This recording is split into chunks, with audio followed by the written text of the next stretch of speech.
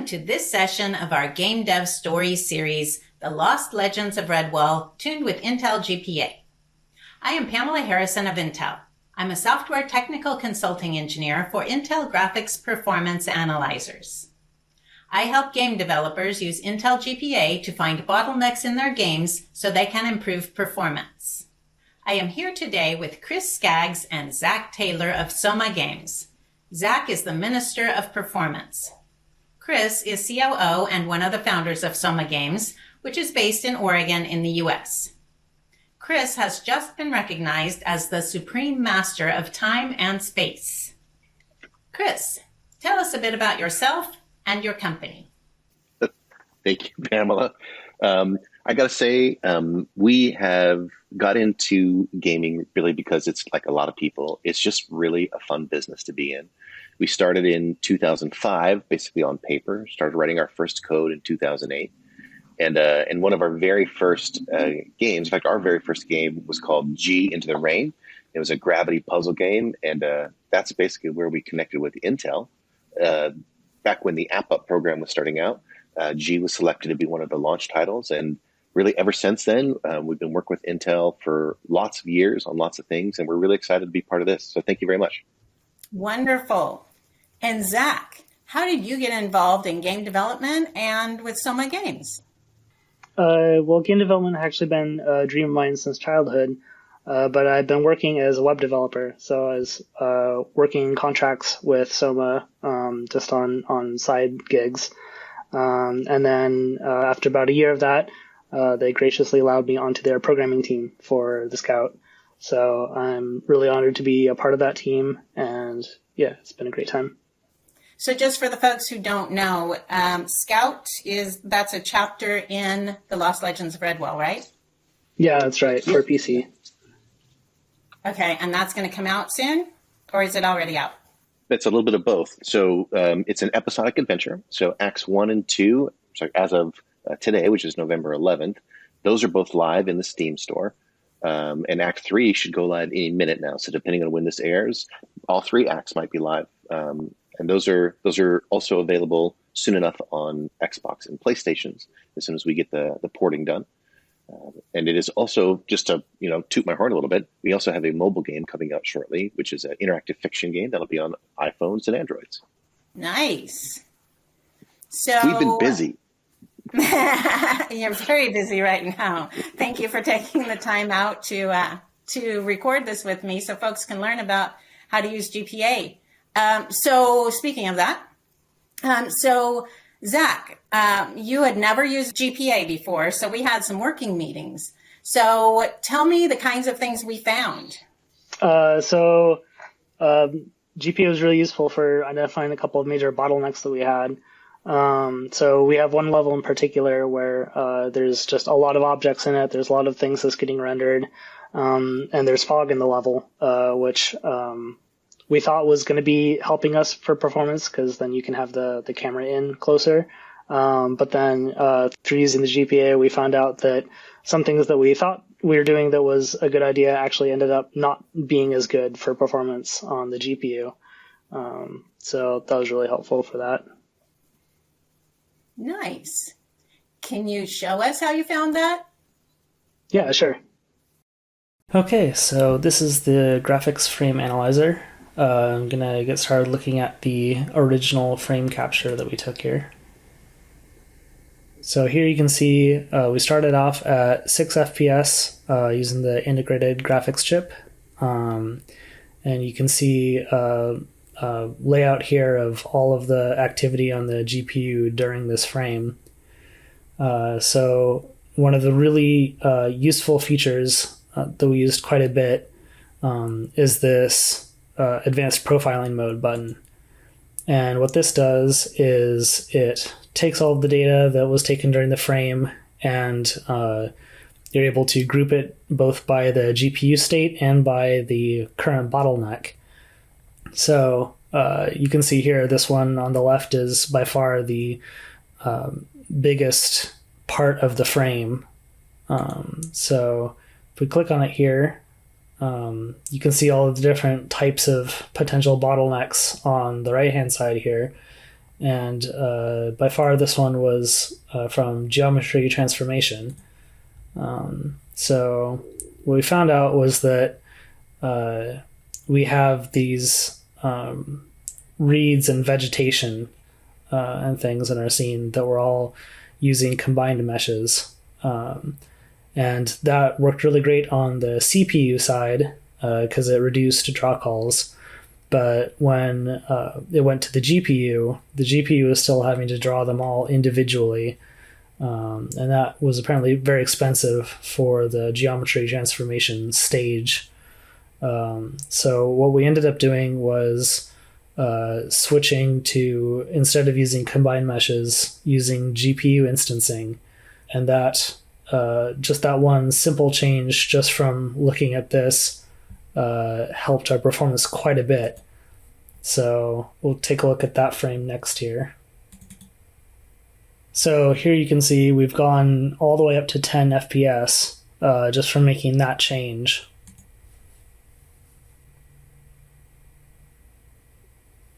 And when we look here, we see this block, which is the largest, is now something entirely different.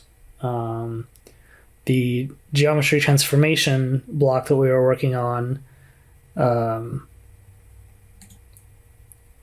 isn't even in the top 3 now. Yeah, it's way down here. So that was a significant reduction just making that one simple change. So the next biggest thing that we were needing to tackle was the fog in our scene. So for our fog, we're using a particle system. And so there are a lot of particles on screen at the same time. And you can see in the output geometry here, there's quite a lot of planes that are being rendered. And you can change this to screen space view. And you can see the colored lines here mark the actual screen space. And there's quite a lot going on outside of that. So this is definitely the next biggest problem we had for this level of the game. And if we look over at the bottlenecks, it looks like it's shader execution is the biggest element here. So we've done quite a bit of work trying to reduce the complexity of the shader and get some more performance. And we did have some success with that as well. So I'll bring up that frame next. Previously, we had been taking our measurements at 1920 by 1080 resolution and on good quality, and we scaled that back to our minimum spec, which was 1280 by 720 resolution on fast quality. And that combined with our improvements to the fog shader, you can see we're now at 26 FPS. So that's very encouraging. So we'll turn on the advanced profiling mode again to take a look at this one. So now here's the fog one, and you see that it's now more comparable to the next bottleneck in line that we would have to look at. So we did a pretty good reduction here, and this was from the we found some matrix multiplication that was being done in the shader that was taking up quite a bit of time. So and if you select the actual shader here, there's shader profiling as well. So we can take a look at the pixel shader and turn on the shader profiler. And then you can see where the hotspots are in this shader. So in this case, all 3 of the really large spots here are all from sampling textures. So that would be the next thing we would try to optimize further. So you can get some insight on that from looking at the sampler here. And you can see it's not being fully utilized here. So yeah, there's something for us to look into there. And there's some stall in the shader execution. So that'd be probably the next thing we would look at there, is if we can find some way to tune that up. We also found some pretty good results from reducing the number of particles that we have in the scene. So if we have a way to achieve a similar effect that we were getting previously, but with less particles, then we could probably hit our target of 30 FPS pretty easily. Then another angle we could look at is looking at the next one down, which is related to the early depth and stencil phase. So yeah, that's where we got to. There's definitely a lot to look through in here, a lot of really great options, and it's been a pleasure to work with this tool. So yeah, after we found those hotspots, the GPA also gave us some information on what to do about those. So we were able to go in and do some experiments and see how those affected the numbers. So it was really helpful. From the from the boss level, something I want to add here is, without GPA, we were using the Unity tools that are built into the engine, and they get you pretty far. Like, they're good tools and they really help, and we've sort of done what we can to make things performant. But GPA's level of precision and being really a peek under what is the exact thing going on here made some things possible and visible that we had never got to. So in several cases, these were really dramatic changes. They were considerable adds in performance that we'd never been able to see before. In a big picture, we would love to port this game to the Switch. We think that's a great audience. It's a great tool. But the truth is, like, we just could not see a path forward to get the performance down to what they needed for the Switch. But I think GPA really reignited that as a possibility, and we've been really happy with it. I love to hear that. I love GPA, and I love when others love it. So it sounds like impact to the team was pretty good. Absolutely. And and while Zach is our minister of performance, so that's just kind of one of his main gigs, it's the kind of thing that actually helps a lot of different people. So once you have the visibility to what processes, what tools are doing the right things, that's informative to the whole team. It helps the art team sort of know kind of how to set things up. It helps programming, it helps design understand, like, what are the costs and benefits of even just a layout of a level. So it's not just Zach and kind of the people behind the code. It's the whole team that's benefiting. Nice. So the state of your game before you used GPA was good on high-end computers, and now you have potential to expand to many more platforms, right? Switch was our main goal, but the truth is that helps everybody on Steam. It helps everyone everywhere. So the fact that a medium grade computer can now just use one of the higher quality settings and still run wonderfully, that's a huge win. More people see the experience we want them to see. Nice. So Zach, can you tell us how much performance gain you got? Yeah. So we actually got, I think, more than double performance on it. So when we first started testing, I was testing at 1920 by 1080 on the good quality of our game. And that's actually for targeting the recommended spec. So it was kind of a mistake on my part. But anyway, running it on the onboard GPU on my computer, that was running at about 6 FPS. And then after all of the changes that we've done, and then I changed our settings to be more what we would be targeting for console, we made it up to about 27 FPS. So we're really close, and we have things that we can try to improve it further. So the goal actually seems in reach, and I'm actually able to play our game on my laptop using its onboard GPU, which is something that I never expected to be able to do. So that's been really awesome, really cool to see. Nice. So let me explain that a little bit more. So Zach was using a more high-end GPU, a discrete GPU, and GPA couldn't get all the information from that GPU. So we said, let's try running the frame capture on the integrated GPU, the Intel integrated GPU. And so he did that, and that's where he got the 6 frames per second, which sounds very embarrassing. But then he increased that to 12 with the fixes he found after finding the bottlenecks in GPA.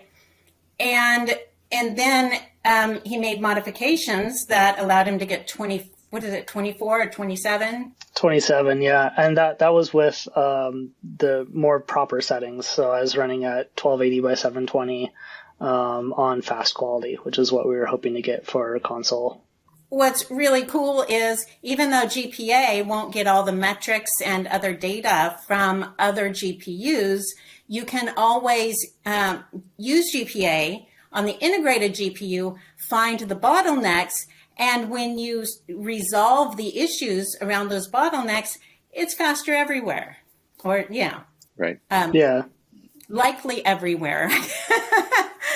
And so, yeah, so that's amazing. Fantastic.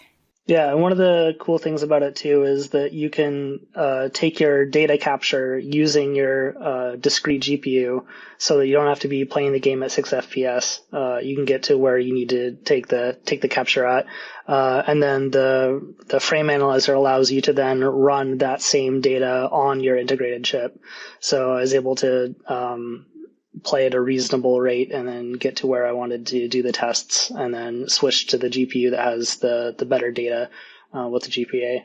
So are there any other details, Chris and Zach, that you would like to add? I think one thing, and maybe this is a wrong call for it, but I know that this conversation with the GPU kind of led us to be looking more and more at VTune as well. And so thinking that tool could get us even more performance was pretty remarkable.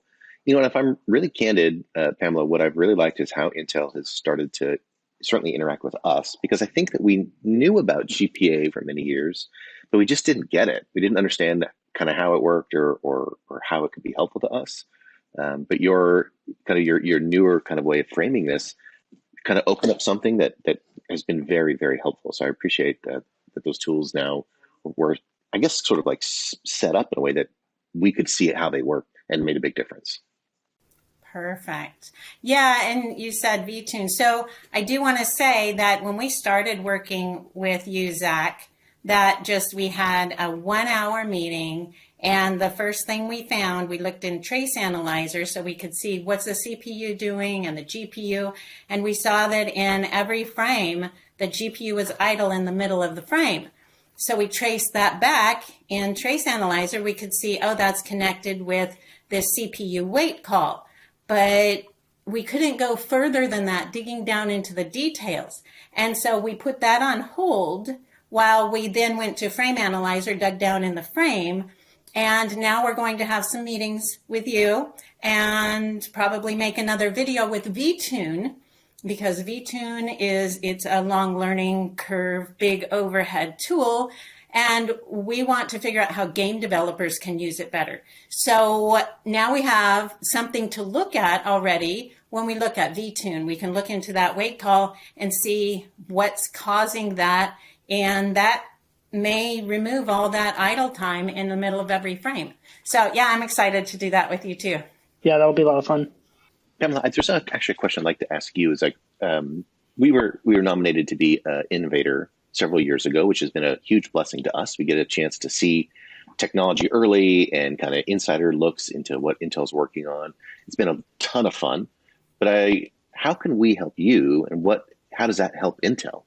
Oh, well, this video is phenomenal because it's helping people know how GPA is actually used, and that it actually helps a ton. So you're helping us by helping spread the word that GPA is a great tool. And it's free. I hadn't said that yet. GPA is free, right. Totally free. And so you've used it, and now other people will know about it because we'll include this video on our training page. Of course, the bottom line for Intel is how many chips we sell. So just as you need gamers so you can sell your games, quality games help us sell processors. So if we expect to make money from gaming, we need game devs to make games that work well on our computers. That's why we have great software tools that are free that help developers gain performance. We need you for this. Zach talked about only being able to play the Lost Legends of Redwall on high-end gaming machines. Now, after optimizing with Intel GPA, he can play it on his laptop. So maybe it's an indirect relationship, but the more we get the word out about GPA and optimizing games with it, the more our processors sell. So it's not just GPA. We'll also, also VTune. You're going to use that, and that's really helpful. So you and your developers have spent hours with us. Well, we had 3 1-hour meetings, but then the developers spent time outside of that making things better and going back and forth. And so not only will this spread the word, but it also helped us know how you use the tools, know how, what things are you looking for? Where did you find something? And maybe we've seen it before, maybe we haven't. And, and how hard was it to use our UI? Do we need to change something? So actually for us, watching people use GPA is helpful. Otherwise, we are creating it in a black box and we create the things we think people want, and we create it the way people think it should look. And if we don't get feedback, then, people may become uninterested because we're not creating what they want or the UI is impossible to use. So phenomenal that you're helping us this way.